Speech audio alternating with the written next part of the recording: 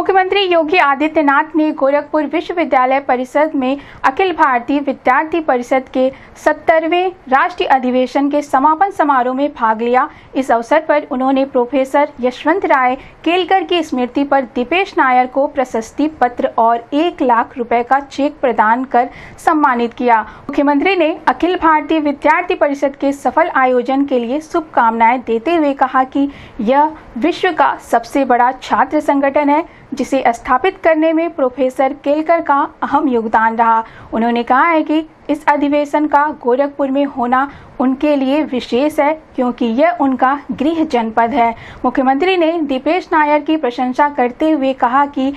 उन्होंने समाज के उपेक्षित वर्गों के लिए उल्लेखनीय कार्य किया है। साथ ही उन्होंने युवाओं से अपील की है कि धर्मांतरण जैसी गतिविधियों पर अंकुश लगाने और समाज सेवा में आगे बढ़े। उन्होंने प्रोफेसर यशवंत राय केलकर को श्रद्धांजलि देते हुए कहा कि उनकी स्मृति में दिया जाने वाला यह पुरस्कार प्रेरणादायक है। अखिल भारतीय विद्यार्थी परिषद के राष्ट्रीय अधिवेशन के इस महत्वपूर्ण कार्यक्रम में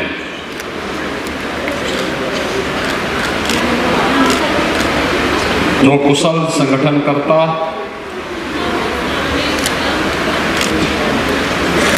अखिल भारतीय विद्यार्थी परिषद जैसे राष्ट्रवादी छात्र संगठन को दुनिया के सबसे बड़े छात्र संगठन के रूप में स्थापित करने में जिनकी महती भूमिका थी, ऐसे प्रोफेसर यशवंत राव केलकर जी की स्मृति में दिया जाने वाले युवा पुरस्कार के लिए आयोजित आज के इस समारोह में अखिल भारतीय विद्यार्थी परिषद के राष्ट्रीय अध्यक्ष प्रोफेसर राज शरण शाही जी, राष्ट्रीय महामंत्री डॉक्टर वीरेंद्र सोलंकी जी, जिन्हें इस वर्ष का प्रोफेसर यशवंत राव केलकर पुरस्कार अभी प्राप्त हुआ है, ऐसे से दीपेश नायर जी, अखिल भारतीय विद्यार्थी परिषद के पश्चिमी क्षेत्र के क्षेत्रीय संगठन मंत्री श्रीमान देवदत्त जोशी जी, 70वें राष्ट्रीय अधिवेशन के स्वागत समिति के उपाध्यक्ष प्रोफेसर सदानंद प्रसाद गुप्ता जी, अखिल भारतीय विद्यार्थी परिषद के सभी पदाधिकारीगण, सम्मानित अतिथिगण और देश के कोने कोने से उपस्थित 70वें अधिवेशन में अखिल भारतीय विद्यार्थी परिषद के मेरे सभी युवा साथियों, जो कि गोरखपुर मेरा गृह जनपद भी है, इसलिए मैं इस 70वें राष्ट्रीय अधिवेशन के इस आयोजन में उत्तर प्रदेश में और वह भी गोरखपुर में आयोजित होने के लिए आप सबका मैं हृदय से स्वागत करता हूं, अभिनंदन करता हूं।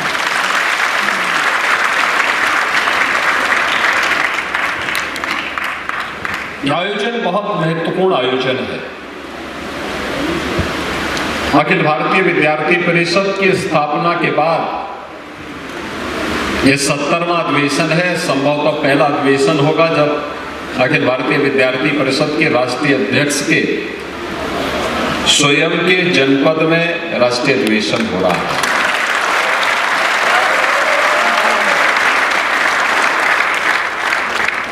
मैं इसकी भी बधाई आप सबको देता हूं और मेरे लिए यह अत्यंत महत्वपूर्ण है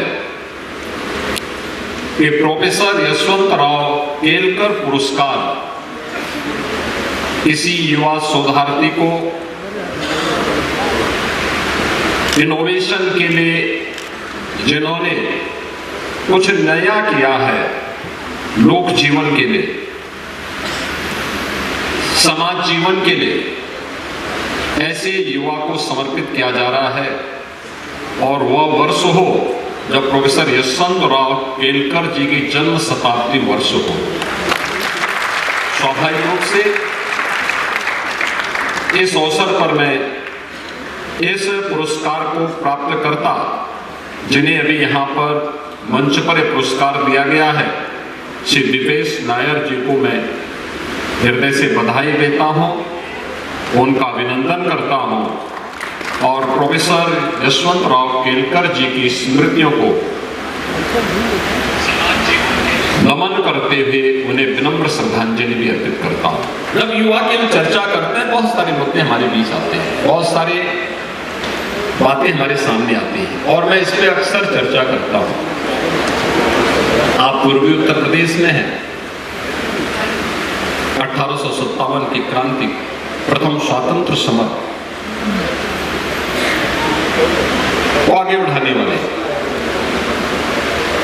80 वर्ष की उम्र में अंग्रेजों के खिलाफ उस युद्ध को प्रखरता के साथ लड़ने वाले उस समय के जो अमर सेनानी थे बाबू कुंवर सिंह जी,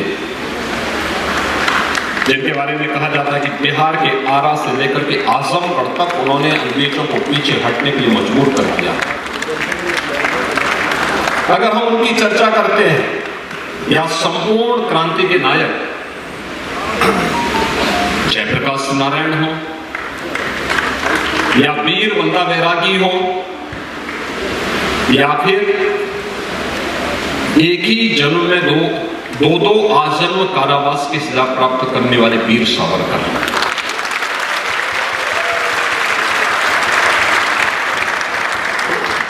यह भी तो युवा ऊर्जा के ही प्रतीक थे। उनकी आयु नहीं, उनकी शारीरिक अवस्था से नहीं, बल्कि उनके द्वारा दी गई प्रेरणा युवा ऊर्जा की ही प्रतीक थी। अक्सर हमारी शास्त्रीय परंपरा में जब हम बात करते हैं तो हमारे देश में जो शास्त्रीय परंपरा है वो मानते हैं कि 2 वर्ष तक के बच्चे को हम शिशु कहते हैं, 5 वर्ष तक के बच्चे को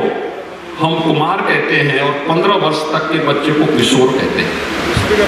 लेकिन 16 वर्ष से लेकर के 40 वर्ष तक की उम्र वही होती है जो युवा ऊर्जा की प्रतीक मानी जाती है और यही युवा ऊर्जा हम लोग अक्सर मानते हैं। और यही कारण है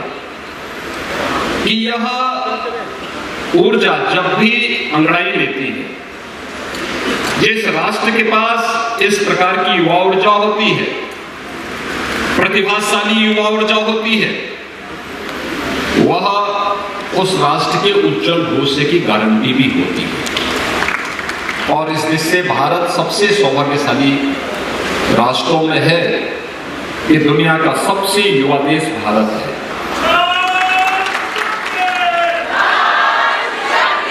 छप्पन फीसदी आबादी हमारी युवा है और वह युवा जीवन के प्रत्येक क्षेत्र में आज कार्य करते हुए देश को एक नई दिशा देने का काम कर रही है। जब हम युवाओं की बात करते हैं तो आप शास्त्रों का, पुराणों का और इतिहास का अवलोकन करेंगे तो आपको लगेगा कि जब भी अंगड़ाई ली है तो युवा शक्ति ने ही ली है। याद करिए रामायण का, उस समय प्रभु राम ने एक संकल्प लिया था, उनको वनवास हुआ। उन्होंने देखा कि राक्षस जंगल में, वनों में ऋषि मुनियों को मार रहे हैं, वहां के वनवासियों, गिरवासियों का शोषण कर रहे हैं, प्रताड़ित कर रहे हैं। ऋषि मुनि को मारने का मतलब, उनको प्रताड़ित करने का मतलब, वनवासी गिरवासियों को प्रताड़ित और शोषण करने का मतलब क्या था? भारत की ज्ञान की परंपरा को अवरोध करना, भारत के शोध और इनोवेशन के कार्यक्रम को बाधित करना और वनवासी और गिरवासियों को शोषण का शिकार बनाने का मतलब था भारत की एकता को खंड खंड में विभाजित करना। और तब भगवान राम को एक संकल्प लेना पड़ा था कि निस्सरहीन करो मई भुज उठाए की, यानी इसका संकल्प लेने वाले प्रभु राम हो या फिर कंस के आतंक से त्रस्त मथुरा को भयमुक्त वातावरण देने वाले, उस भयाक्रांत से मुक्त करने वाले, परित्राणाय साधुनाम विनाशाय च दुष्कृताम का संदेश देने वाले प्रभु श्री कृष्ण, या फिर पूरी दुनिया को निर्वाण का संदेश देने वाले, या आप दीपो भव के माध्यम से अपने अंदर के ज्योति को देखने की प्रेरणा प्रदान करने वाले भगवान बुद्ध हो या महावीर, इन सबके जीवन को ले, या फिर आदि शंकराचार्य मात्र 32 वर्ष के अंत तक जिए थे। मित्रों, अगर आप युवाओं की स्थिति को देखें, वीर अभिमन्यु महाभारत के सबसे ऊर्जावान युवाओं में है। जब 7 महारथी उन्हें घेर रहे हैं तो वीर अभिमन्यु की आयु मात्र 16 वर्ष की थी। 16 वर्ष का एक युवा महाभारत के युद्ध में अपने शौर्य का परिचय दे रहा है, और एक नहीं कई कई कौरवों के महारथी घेर रहे हैं उनको, तब जाकर के वह वीर अभिमन्यु पर तब भी वह विजय प्राप्त नहीं कर पा रहे हैं। यह स्थिति उस कालखंड की थी। या फिर 1.25 लाख से एक लड़ाओ को गोविंद सिंह नाम कहो, खालसा पंथ के संस्थापक गुरु गोविंद सिंह जी महाराज,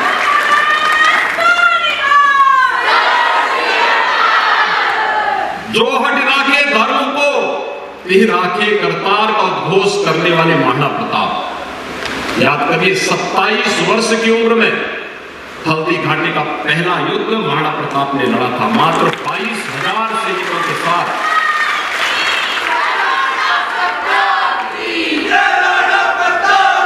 महाराणा प्रताप की उम्र क्या थी? 27 वर्ष, और सेना थी 22,000 की।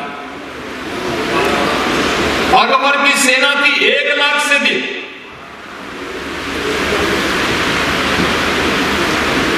और लगातार 30 वर्ष तक महाराणा प्रताप इस युद्ध को लड़ते रहे,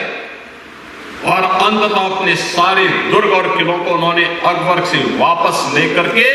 उस समय भारत के स्वाभिमान और सम्मान की, स्वदेश और स्वाभिमान का क्या परिचय होना चाहिए, यह उन्होंने करके दिखाया था।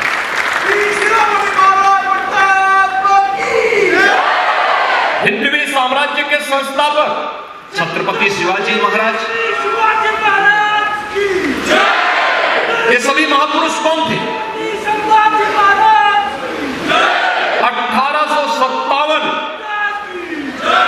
1857 के प्रथम स्वातंत्र्य समर की याद करिए, उस वीरांगना को जिसके बारे में कहा गया कि सिंहासन हिल उठे, राजवंशों ने भुगतानी थी, बूढ़े भारत में आई फिर से नई जवानी थी, खूब लड़ी मर्दानी वो तो